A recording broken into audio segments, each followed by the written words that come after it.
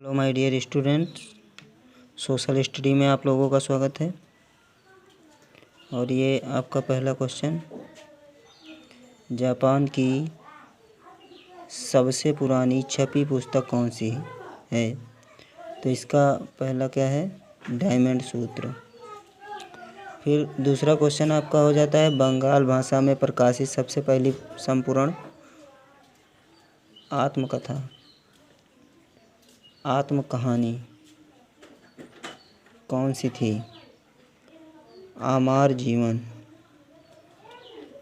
उसके बाद क्या है? अगला क्वेश्चन, पहली प्रिंटिंग प्रेस का विकास किसने किया? योहान गुटेनबर्ग ने। ठीक।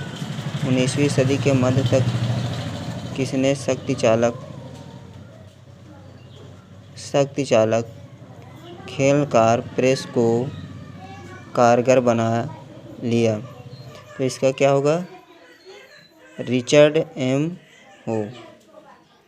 फिर दूसरा क्वेश्चन, योहान गुटेनबर्ग ने सबसे पहली पुस्तक कौन सी छापी? तो उसका नाम क्या है? बाइबिल।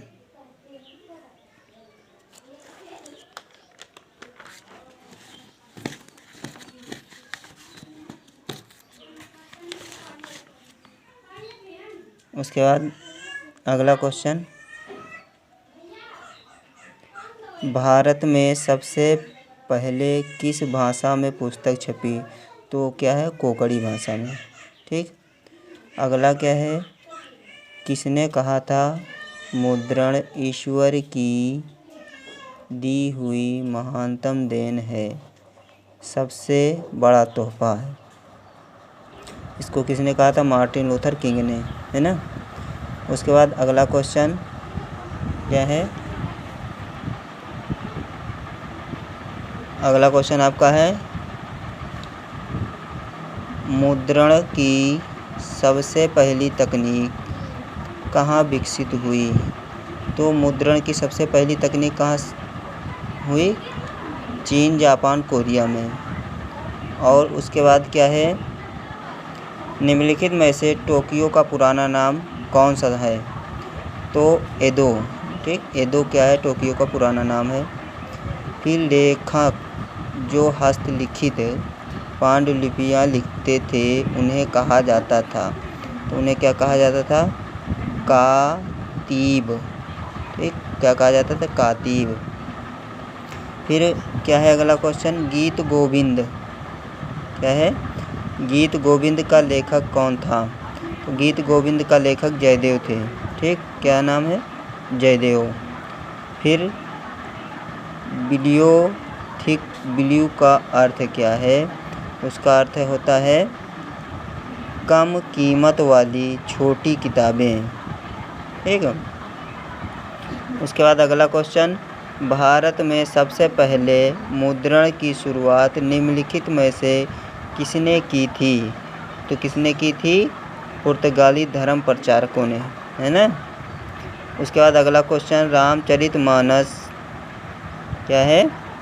रामचरितमानस के पहले संस्करण का प्रकाशन कब और कहाँ हुआ था? तो इसका आंसर क्या होगा? 1810 ईस्वी में कोलकाता में।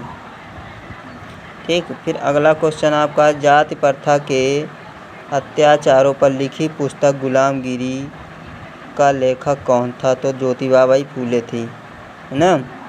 उसके बाद फिर अगला क्वेश्चन, पहली तमिल पुस्तक किसने छापी?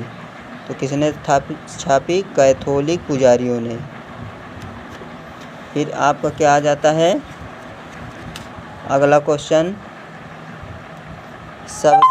भारत में सबसे पहले प्रिंटिंग प्रेस कहाँ आई? तो कहाँ आई? 16वीं शताब्दी के मध्य में आई। ठीक है। अब उसके बाद हम चलते हैं, अगला क्वेश्चन आपका क्या है? निम्नलिखित में से कौन कैथोलिक धर्म के विरुद्ध था? तो मार्टिन लूथर किंग थे। उसके बाद हम देखते हैं क्या है? अतिलघुत्तरीय प्रश्न। कौन से? अतिलघुत्तरीय प्रश्न। तो भारत में प्रिंटिंग प्रेस कौन लाया?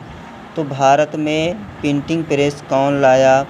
इसका आपका आंसर है भारत में सर्वप्रथम प्रिंटिंग प्रेस को पुर्तगाली धर्म प्रचारकों ने गोवा में आया, ठीक, गोवा में लाया गया था। फिर अगला क्वेश्चन क्या है आपका, जापान में मुद्रण प्रौद्योगिकी का कब और किसने प्रचलन किया? तो चीन के बौद्ध मिशनरियों ने 768 से 1770 में जापान से मुद्रण की तकनीक का प्रचलन किया था। अगला है प्रिंटिंग प्रेस का आविष्कार किसने किया? तो यूरोप में प्रिंटिंग प्रेस का आविष्कार गुटेनबर्ग ने किया है और प्रेस में छपने वाली प्रथम पुस्तक बाइबिल थी। पांडुलिपि क्या है? तो पांडुलिपि क्या है? पांडुलिपि हस्तलिखित सामग्री होती है जिसे पांडुलिपि कहते हैं। प्रोटेस्टेंट धर्म सुधारक से क्या तात्पर्य है? तो 16वीं सदी में यूरोप में रोमन कैथोलिक चर्च में सुधार आंदोलन, मार्टिन लूथर प्रोटेस्टेंट सुधारकों में से एक थे। आंदोलन से कैथोलिक ईसाई मत के विरुद्ध में कई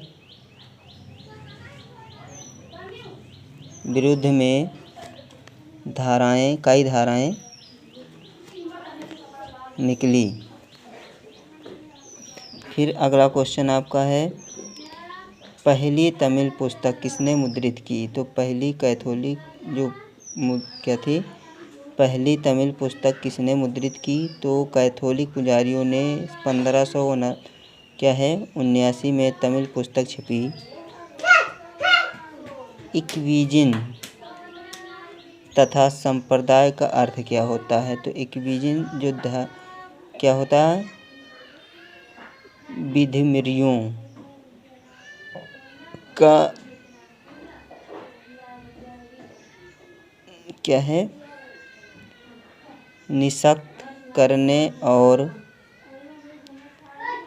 सजा वाली रोमन कैथोलिक संस्था है। संप्रदाय किसी धर्म का एक उपसमूह संप्रदाय कहलाता है। किन्हीं 3 भाषाओं का नाम लिखिए जिनमें पहली मुद्रण थी? तो कोंकणी, कन्नड़ और तमिल। तो उसके बाद चैप बुक्स और चैपमैन से क्या तात्पर्य है? जो छोटी छोटी पुस्तकें लोग बेचते थे उसको चैप बुक कहते थे और जो बेचने वाला होता था उसको क्या कहा जाता था? चैपमैन कहा जाता था। इंग्लैंड में चैप बुक्स या एक पेशियों किताबें वाले को चैपमैन कहा जाता था, ठीक। उसके बाद अगला क्वेश्चन आपका आ जाता है, मुद्रण संस्कृत और आधुनिक दुनिया। उसके बाद बंगाल गजट का संपादक कौन था? तो जेम्स ऑगस्टस हिक्की थे। मुद्रण क्रांति का क्या अर्थ है? प्रिंटिंग प्रेस द्वारा पुस्तक छापने की नई विधि को मुद्रण क्रांति कहते हैं।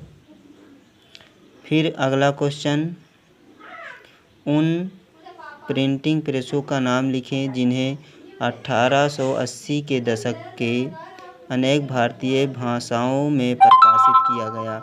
तो नवल किशोर प्रेस लखनऊ, श्री वेंकटेश्वर प्रेस मुंबई।